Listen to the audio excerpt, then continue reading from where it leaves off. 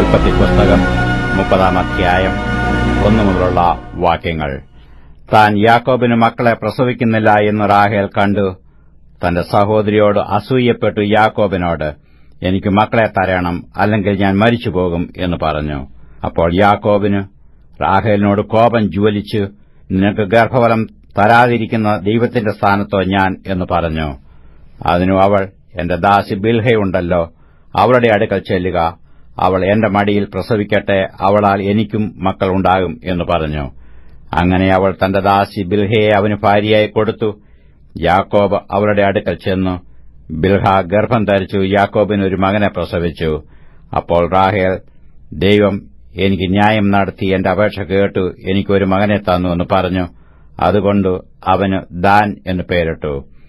റാഹേലിന്റെ ദാസി ബിൽഹ പിന്നെയും ഗർഭം ധരിച്ചു യാക്കോബിന് രണ്ടാമതൊരു മകനെ പ്രസവിച്ചു. ഞാൻ എന്റെ സഹോദരിയോട് വലിയൊരു പോർപ്പൊരുത് ജയിച്ചുമിരിക്കുന്നു എന്ന് റാഹേൽ പറഞ്ഞു. അവനും നഫ്താലി എന്ന് പേരിട്ടു. തനിക്ക് പ്രസവം നിന്നുപോയി എന്ന് ലേയ കണ്ടാറെ തന്റെ ദാസി സിൽപ്പയെ വിളിച്ചു അവളെ യാക്കോബിന് ഭാര്യയായി കൊടുത്തു. ലേയയുടെ ദാസി സിൽപ്പ യാക്കോബിനൊരു മകനെ പ്രസവിച്ചു. അപ്പോൾ ലേയ ഭാഗ്യം എന്ന് പറഞ്ഞു അവന് ഗാദ് എന്ന് പേരിട്ടു. ലേയയുടെ ദാസി സിൽപ്പ യാക്കോബിന് രണ്ടാമത് ഒരു മകനെ പ്രസവിച്ചു. ഞാൻ ഭാഗ്യവതി, സ്ത്രീകൾ എന്നെ ഭാഗ്യവതി എന്ന് പറയും എന്ന് ലേയ പറഞ്ഞവനു ആശേർ എന്ന് പേരിട്ടു. കോതമ്പ് കൊയ്ത്തുകാലത്ത് രൂപേൻ പുറപ്പെട്ടു വയലിൽ ദൂതായിപ്പഴം കണ്ടു തന്റെ അമ്മയായ ലേയയുടെ അടുക്കൽ കൊണ്ടുവന്നു. റാഹേൽ ലേയയോട്, നിന്റെ മകന്റെ ദൂതായിപ്പഴം കുറെ എനിക്ക് തരണമെന്ന് പറഞ്ഞു. അവൾ അവളോട്, നീ എന്റെ ഭർത്താവിനെ എടുത്തതു പോരായോ, എന്റെ മകന്റെ ദൂതായിപ്പഴം കൂടെ വേണമോ എന്ന് പറഞ്ഞതിനു റാഹേൽ, ആകട്ടെ, നിന്റെ മകന്റെ ദൂതായിപ്പഴത്തിനു വേണ്ടി ഇന്നു രാത്രി അവൻ നിന്നോടുകൂടെ ശയിച്ചു കൊള്ളട്ടെ എന്ന് പറഞ്ഞു. യാക്കോബ് വൈകുന്നേരം വയലിൽ നിന്ന് വരുമ്പോൾ ലേയ അവനെ എതിരേറ്റു ചെന്നു. നീ എന്റെ അടുക്കൽ വരേണം, എന്റെ മകന്റെ ദൂതായിപ്പഴം കൊണ്ട് ഞാൻ നിന്നെ കൂലിക്ക് വാങ്ങിയിരിക്കുന്നു എന്ന് പറഞ്ഞു. അന്ന് രാത്രി അവൻ അവളോടുകൂടെ ശയിച്ചു. ദൈവം ലേയയുടെ അപേക്ഷ കേട്ടു. അവൾ ഗർഭം ധരിച്ചു യാക്കോബിന് അഞ്ചാമത് ഒരു മകനെ പ്രസവിച്ചു. അപ്പോൾ ലേയ, ഞാൻ എന്റെ ദാസിയെ എന്റെ ഭർത്താവിന് കൊടുത്തതുകൊണ്ട് ദൈവം എനിക്ക് കൂലി തന്നു എന്ന് പറഞ്ഞു. അവന് ഇസഹാർ എന്ന് പേരിട്ടു. ലേയ പിന്നെയും ഗർഭം ധരിച്ചു യാക്കോബിന് ആറാമതൊരു മകനെ പ്രസവിച്ചു. ദൈവം എനിക്കൊരു നല്ല ദാനം തന്നിരിക്കുന്നു. ഇപ്പോൾ എന്റെ ഭർത്താവ് എന്നോടുകൂടെ വസിക്കും. ഞാൻ അവന് 6 മക്കളെ പ്രസവിച്ചുവല്ലോ എന്ന് ലേയ പറഞ്ഞു. അവന് സെബുലൂൻ എന്ന് പേരിട്ടു. അതിനുശേഷം അവൾ ഒരു മകളെ പ്രസവിച്ചു. അവൾക്ക് ദീന എന്ന് പേരിട്ടു. ദൈവം റാഹേലിനെ ഓർത്തു. ദൈവം അവളുടെ അപേക്ഷ കേട്ടു അവളുടെ ഗർഭത്തെ തുറന്നു. അവൾ ഗർഭം ധരിച്ചു ഒരു മകനെ പ്രസവിച്ചു.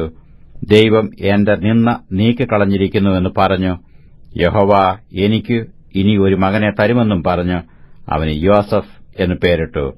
റാഹേൽ യോസഫിനെ പ്രസവിച്ച ശേഷം യാക്കോബ് ലാബാനോട്, ഞാൻ എന്റെ സ്ഥലത്തേക്കും ദേശത്തേക്കും പോകുവാൻ എന്നെ അയക്കണം. ഞാൻ നിന്നെ സേവിച്ചതിന്റെ പ്രതിഫലമായ എന്റെ ഭാര്യമാരെയും മക്കളെയും എനിക്ക് തരേണം.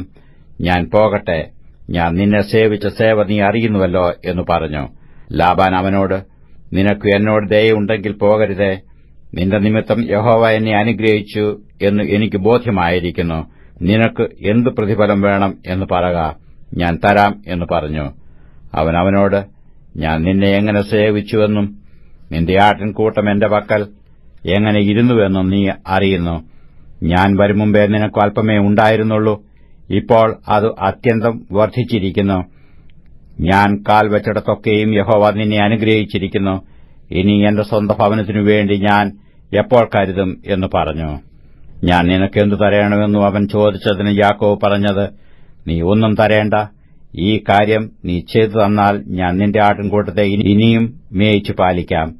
ഞാൻ ഇന്ന് നിന്റെ എല്ലാ കൂട്ടങ്ങളിലും കൂടി കടന്ന് അവയിൽ നിന്ന് പുള്ളിയും മറുവുമുള്ള ആടുകളെ ഒക്കെയും ചെമ്മരിയാടുകളിൽ കറുത്തതിനെയൊക്കെയും കോലാടുകളിൽ പുള്ളിയും മറുവുമുള്ളതിനെയൊക്കെയും വേർതിരിക്കാം. അത് എന്റെ പ്രതിഫലമായിരിക്കട്ടെ. നാളെ ഒരിക്കൽ എന്റെ പ്രതിഫലം സംബന്ധിച്ച് നീ നോക്കുവാൻ വരുമ്പോൾ എന്റെ നീതി തെളിവായിരിക്കും. കോലാടുകളിൽ പുള്ളിയും മറുവുമില്ലാത്തതും ചെമ്മരിയാടുകളിൽ കറുത്ത നിറമില്ലാത്തതും എല്ലാം മോഷ്ടിച്ചതായി എണ്ണാം. അതിന് ലാബാൻ, നീ പറഞ്ഞതുപോലെ ആകട്ടെ എന്ന് പറഞ്ഞു. അന്ന് തന്നെ അവൻ വരയും മറവുമുള്ള മുട്ടാടുകളെയും പുള്ളിയും മറവുമുള്ള പെൺകോലാടുകളെയൊക്കെയും വെണ്മയുള്ളതിനെയൊക്കെയും ചെമ്മരിയാടുകൾ കറുത്ത നിറമുള്ളതിനെയൊക്കെയും വേർതിരിച്ചു അവന്റെ പുത്രന്മാരുടെ കയ്യിലേൽപ്പിച്ചു. അവൻ തനിക്കും യാക്കോബിനും ഇടയിൽ 3 ദിവസത്തെ വഴിയകലം വെച്ച് ലാബാന്റെ ശേഷമുള്ള ആട്ടിൻകൂട്ടങ്ങളെ യാക്കോബിന് മേയിച്ചു. എന്നാൽ യാക്കോബ് പുന്നവൃക്ഷത്തിന്റെയും ബദാംവൃക്ഷത്തിന്റെയും അരിഞ്ഞിൽ വൃക്ഷത്തിന്റെയും പച്ചക്കൊമ്പുകളെ എടുത്തു അവയിൽ വെള്ള കാണത്തക്കവണ്ണം വെള്ളവരയായി തോലുരിച്ചു.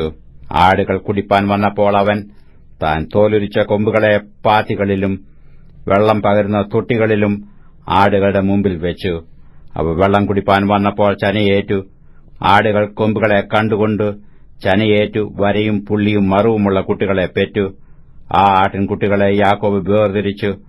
ആടുകളെ ലാബാന്റെ ആടുകളിൽ വരയും മറുവുമുള്ള എല്ലാ അഭിമുഖമായി നിർത്തി. തന്റെ സ്വന്തം കൂട്ടങ്ങളെ ലാബാന്റെ ആടുകളോട് ചേർക്കാതെ വേറെയാക്കി.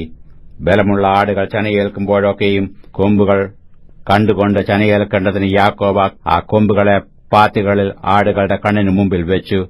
ബലമില്ലാത്ത ആടുകൾ ചനയേൽക്കുമ്പോൾ അവയെ വെച്ചില്ല. അങ്ങനെ ബലമില്ലാത്തവ ലാബാനും ബലമുള്ളവ യാക്കോബിനുമായി തീർന്നു. അവൻ മഹാസമ്പന്നനായി. അവനു വളരെ ആടുകളും ദാസീദാസന്മാരും ഒട്ടകങ്ങളും കഴുതകളും ഉണ്ടാകുകയും ചെയ്തു.